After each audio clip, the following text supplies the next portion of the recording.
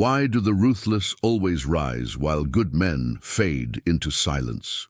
500 years ago, in the shadows of Renaissance Florence, a man named Niccolò Machiavelli watched empires crumble and tyrants triumph. He saw something that horrified the world, something so dark, so brutally honest, that his name became synonymous with evil itself. But here's the truth they don't want you to know.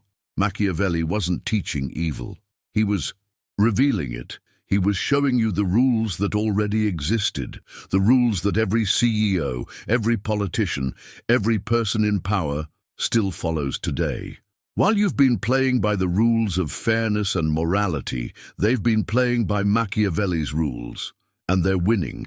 Today, you'll discover 7 dark lessons from Machiavelli that still rule every boardroom, every election, every power struggle in our modern world. These aren't just historical curiosities. These are the operating principles of the people who control your life. By the end of this video, you'll see power the way it really works. Not the way they tell you it works, the way it actually works. Are you ready to see behind the curtain? Lesson 1. Fear beats love. It is better to be feared than loved if you cannot be both. Machiavelli wrote these words after watching the rise and fall of Cesare Borgia, the most feared man in Renaissance Italy. Borgia didn't charm his way to power. He terrorized his way there. When Borgia conquered the Romagna, he didn't win hearts and minds. He crushed rebellions with such brutal efficiency that entire cities surrendered without a fight. His enemies didn't hate him. They were too terrified to hate him. And it worked. Love is fragile. Love fades. Love creates expectations that you can't always meet. But fear is permanent. Fear is reliable. Fear doesn't ask for anything in return. Look at the most powerful leaders today. Do you love Jeff Bezos? Probably not. But Amazon dominates because everyone fears being left behind. Competitors fear being crushed. Employees fear being fired. Even governments fear losing tax revenue. Elon Musk doesn't run Tesla and SpaceX through love. He runs them through fear. Fear of being replaced. Fear of missing deadlines. Fear of disappointing him. His companies don't just succeed, they dominate. The same principle applies in politics. Vladimir Putin doesn't rule Russia through love. Xi Jinping doesn't control China through affection. They rule through fear, and their power is absolute. But here's what most people miss. Fear doesn't mean cruelty. It means consequences. It means that when you say something will happen, it happens. Every time, without exception. Love creates weakness. Fear creates strength. Fear creates stability. Love creates expectation. And the most successful people in the world understand this fundamental truth. Respect built on fear lasts longer than respect built on love. But fear is just the beginning. Because in Machiavelli's world, what people see matters more than what actually exists. Lesson 2. Appearances are more powerful than truth. Everyone sees what you appear to be. Few experience what you really are. Machiavelli understood something that would make modern PR executives weep with envy. Reality doesn't matter. Only perception matters. The most successful leaders aren't the most honest. They're the most convincing. Take Pope Alexander VI, Cesare Borgia's father.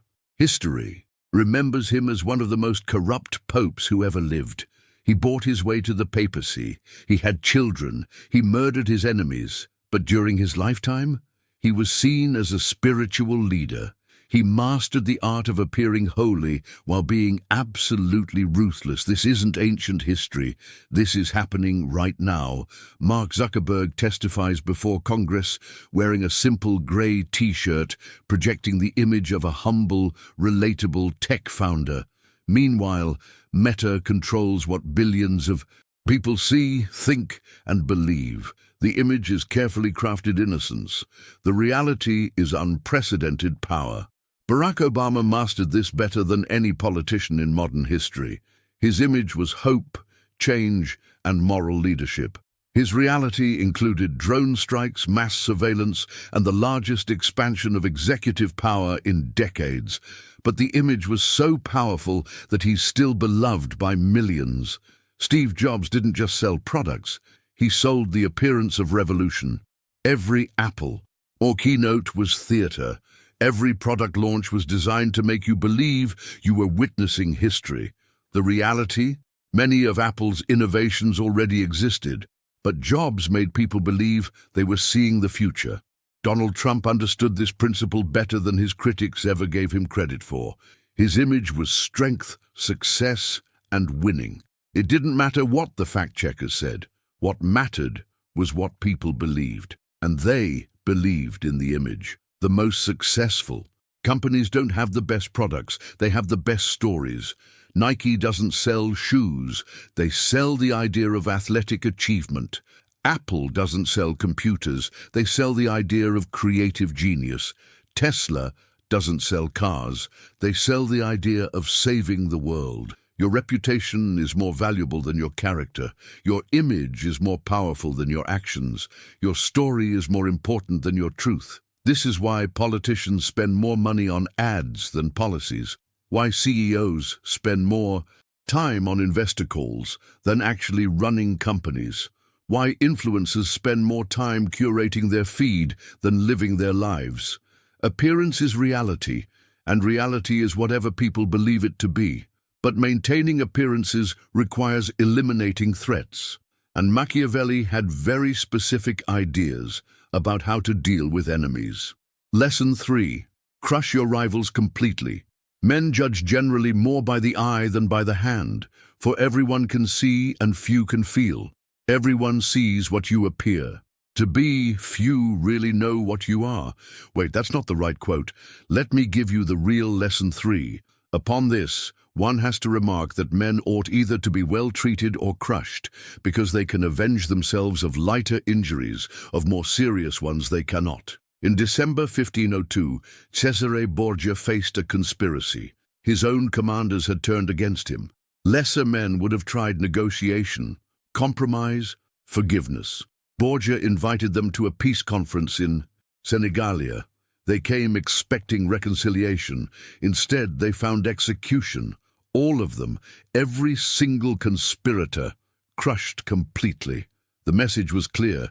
Betraying Borgia didn't just mean losing your position, it meant losing your life. This isn't medieval brutality, this is modern strategy. When Steve Jobs returned to Apple in 1997, he didn't gradually phase out competitors, he systematically destroyed them. He didn't just beat Microsoft, he made them irrelevant. He didn't just compete. With BlackBerry, he obliterated their entire business model. Amazon doesn't compete with small businesses. It identifies them, undercuts them, and absorbs their market share. Jeff Bezos once said he wanted to make competing with Amazon impossible, not just difficult. Complete domination. Google didn't just become a better search engine than Yahoo. They made Yahoo extinct. They didn't just compete with other email services. Gmail made them obsolete. Android didn't just compete with other phone operating systems. It conquered them. Facebook doesn't just buy competitors. It copies their features, steals their users, and destroys their business models. Instagram was competition. Now it's a Facebook subsidiary. WhatsApp was competition. Now it's a Facebook tool. TikTok is competition. Facebook is trying to crush it completely. In politics, this principle is even more ruthless. When political machines destroy opponents, they don't just win elections.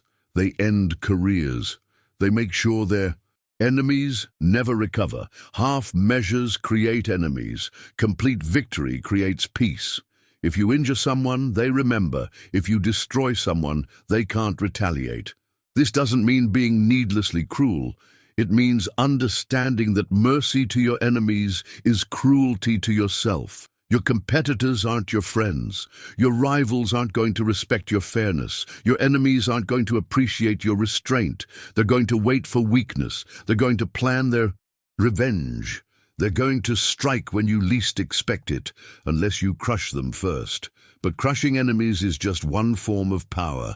The ultimate power is controlling what people think, and that requires controlling information itself. Lesson 4. Control information, control power. The first method for estimating the intelligence of a ruler is to look at the men he has around him. Actually, let me give you the real insight about information control. In 1497, Florence was convulsed by the sermons of Girolamo Savonarola, a monk who claimed to speak for God. His words could move crowds to burn books, destroy art, and overthrow governments. Machiavelli watched as Savonarola's control of information made him more powerful than armies. Then he watched as the Catholic Church took control of that same information flow. Savonarola was excommunicated. His sermons were banned. His supporters melted away. Within months, the man who had controlled Florence was burned alive in the same square where he had preached. The lesson was clear: whoever controls the narrative controls the world. This principle doesn't just apply to medieval monks. It's the foundation of modern power.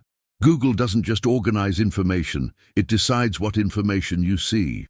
When you search for anything, Google's algorithm determines your reality. They don't just show you results, they show you the results they want you to see. Facebook doesn't just connect people, it controls what people know.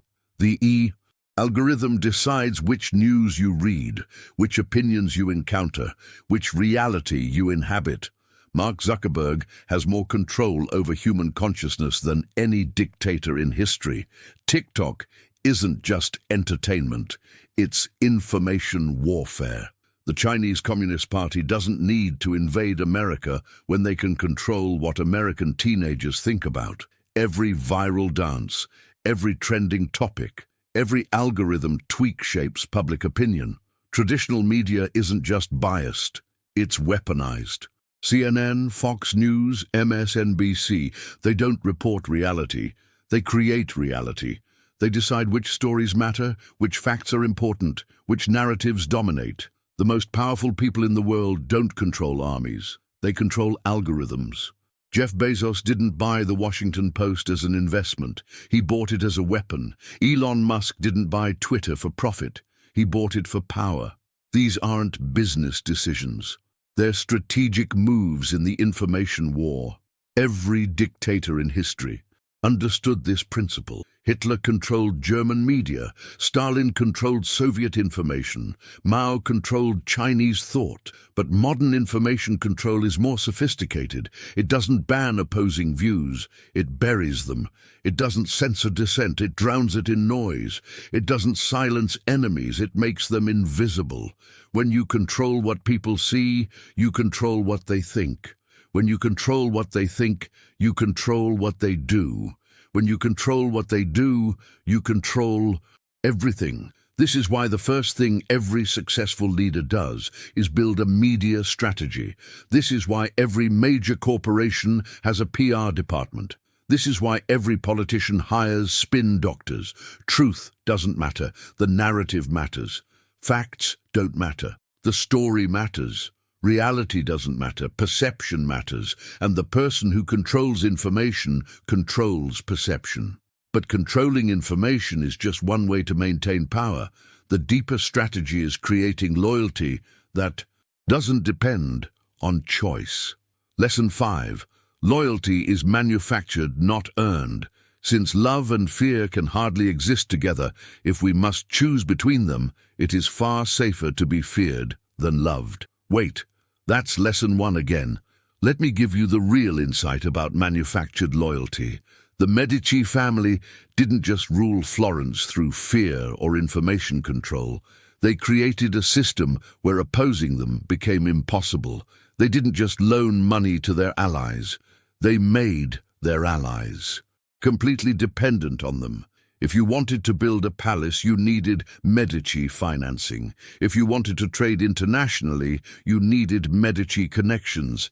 If you wanted political protection, you needed Medici favor. They created loyalty by making disloyalty economically suicidal. This isn't medieval banking strategy. This is modern business practice. Amazon Prime isn't a shipping service. It's a loyalty trap. Once you're paying for Prime, canceling feels like losing money.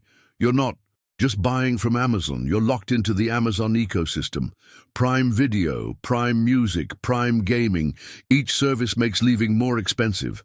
Apple perfected this strategy. The iPhone isn't just a phone. It's the entry point to a closed system. Your photos are in iCloud. Your music is in iTunes. Your apps are in the App Store. Your messages only work with other iPhones. Switching to Android doesn't just mean buying a new phone. It means rebuilding your entire digital life. Google made this even more sophisticated. They don't charge you for Gmail, Google Docs, or Google Drive. They make you dependent on them. Your emails, your documents, your photos, everything is in Google's ecosystem. Leaving Google means losing everything. The most powerful modern example, social media platforms. Facebook doesn't pay you to post. Twitter doesn't pay you to tweet. TikTok doesn't pay you to create.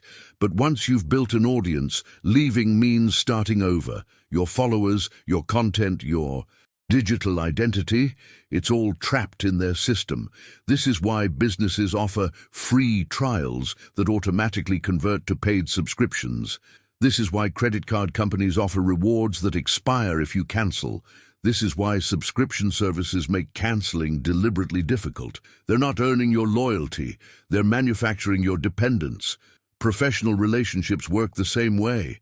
The most successful people don't just network, they create mutual dependence. They make themselves indispensable to their allies and make their allies indispensable to them. Political machines use this principle. They don't just win votes, they create voters who can't afford to vote against them. Government jobs, welfare programs, tax benefits, every policy creates constituencies that depend on political protection. Even personal relationships follow this pattern. The most successful partnerships aren't built on love, they're built on mutual dependence. Shared assets, shared responsibilities, shared consequences.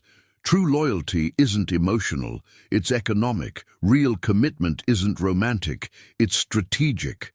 Lasting relationships aren't based on feelings, they're based on mutual benefit. When leaving becomes more expensive than staying, loyalty is guaranteed. But even manufactured loyalty has limits. Sometimes you need to create external threats to unite people behind you. Lesson 6. Crisis is a weapon. Never was anything great achieved without danger.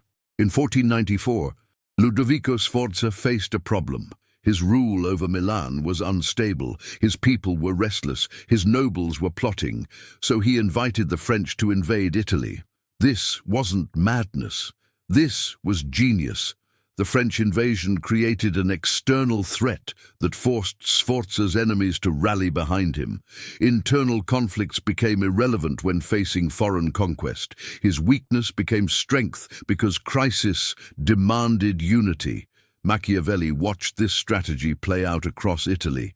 Leaders who couldn't control their people through prosperity could always control them through fear. Crisis creates opportunity, and smart leaders create crises. This isn't ancient history. This is modern leadership strategy. Every successful CEO uses crisis to consolidate power. When companies face unexpected challenges, executives get emergency powers. Normal oversight disappears. Unpopular decisions become necessary for survival. During the 2008 financial crisis, bank executives didn't just survive. They became more powerful. Too big to fail, became too big to challenge. Crisis justified bailouts, bonuses, and bigger risks. The COVID-19 pandemic gave governments unprecedented control over their citizens. Lockdowns, mandates, surveillance systems, all justified by crisis. Emergency powers that were supposed to be temporary became permanent. Tech companies use this strategy constantly. Facebook's crises always result in more censorship power. Google's challenges always result in more data collection. Amazon's difficulties always result in more market control. Political leaders master this technique. Foreign threats justify military spending. Economic threats justify emergency powers. Social threats justify surveillance systems. Immigration threats justify border walls. The pattern is always the same. Create or amplify a crisis. Present yourself as the solution. Gain emergency powers. Make those powers permanent. Smart leaders don't wait for crises. They manufacture them. They create artificial deadlines. They manufacture urgent problems.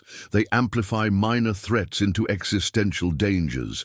Because crisis bypasses normal decision-making processes. Crisis eliminates debate. Crisis justifies extreme measures. Crisis makes people grateful for any solution. When people are scared, they don't question authority. They embrace it. When people are desperate, they don't demand democracy. They demand results. When people are in crisis, they don't want freedom.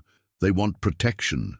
And the person who provides protection becomes indispensable. This is why emergency powers are so seductive for leaders. This is why crisis management is such a valuable skill. This is why the most successful people always seem to thrive during chaotic times. They're not just surviving the crisis, they're using the crisis. They're not just managing the emergency, they're creating the emergency. Because in a world where normal rules apply, they have to compete. But in a crisis, they get to rule. But using crisis for temporary power is small thinking. The ultimate Machiavellian strategy is building systems that outlast your lifetime. Lesson 7. Build a legacy of control.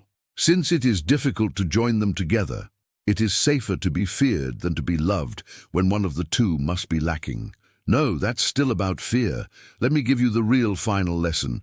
Pope Leo VI wasn't just another Medici who happened to become Pope. He was the culmination of a 100-year Medici strategy to control the Catholic Church permanently. The Medici didn't just want to rule Florence, they wanted to rule forever.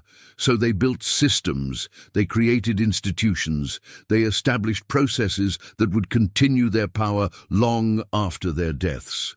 4 Medici became popes. Not through accident, through design. Each generation built upon the previous generation's foundation. Each pope appointed Medici allies as cardinals.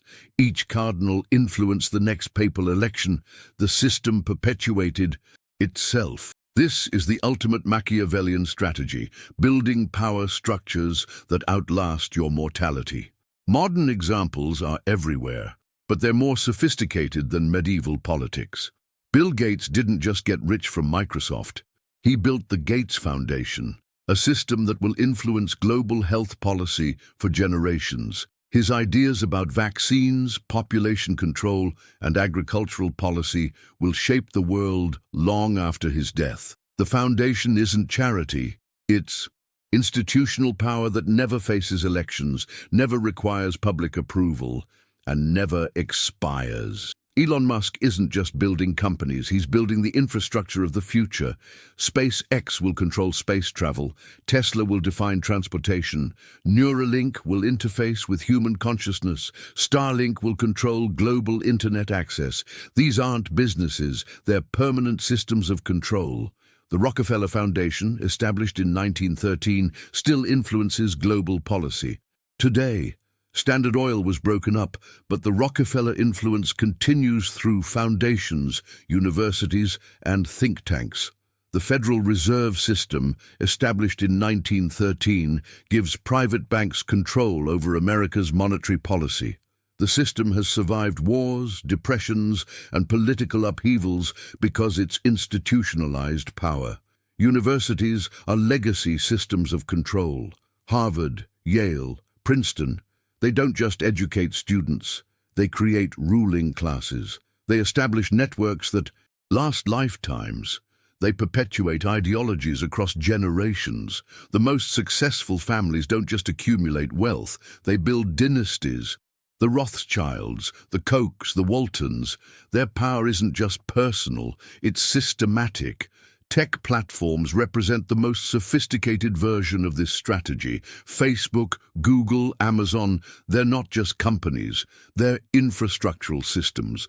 They've made themselves indispensable to modern life. Governments can regulate them, but they can't replace them. Competitors can challenge them, but they can't replicate the networks they've built. Users can criticize them, but they can't function without them. This is why the most powerful people focus on building systems, not just achieving goals. Anyone can win an election. Building a political machine that wins elections for decades requires systemic thinking. Anyone can build a successful company. Creating an industry standard that competitors must follow requires infrastructural power. Anyone can accumulate wealth. Establishing institutions that perpetuate influence across generations requires legacy planning. The ultimate power isn't controlling people. It's creating systems that control people automatically. The ultimate victory isn't defeating enemies, it's building structures that make opposition impossible. The ultimate legacy isn't being remembered, it's making your influence permanent. Machiavelli understood this. The prince wasn't just advice for one leader, it was a system of thought that would influence leaders for centuries, and it worked. 500 years later, we're still talking about Machiavellian strategy. Let's review the 7 dark lessons that still rule today. Lesson 1. Fear beats love. Respect built on fear lasts longer than respect built on affection. Lesson 2. Appearances are more powerful than truth. Your image matters more than your character. Lesson 3. Crush your rivals completely. Half measures create enemies. Total victory creates peace. Lesson 4. Control information, control power. The narrative matters more than facts. Lesson 5. Loyalty is manufactured, not earned. Create dependence, guarantee commitment. Lesson 6. Crisis is a weapon. Emergency justifies extraordinary power. Lesson 7. Build a legacy of control. Create systems that outlast your lifetime. These aren't just historical curiosities. These are the operating principles of every successful leader, every powerful corporation, every dominant institution in the modern world. While you've been playing by the rules of fairness and morality, they've been playing by Machiavelli's rules.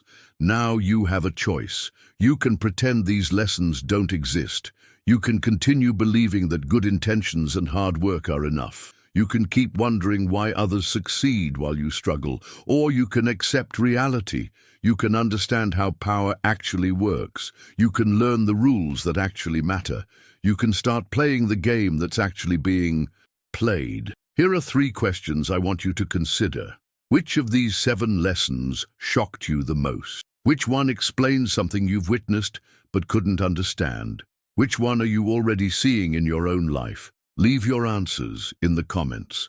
Let's discuss which Machiavellian strategies you're encountering in your world. And if you're ready to master the dark lessons that still rule today, subscribe to Machiavelli Code Official.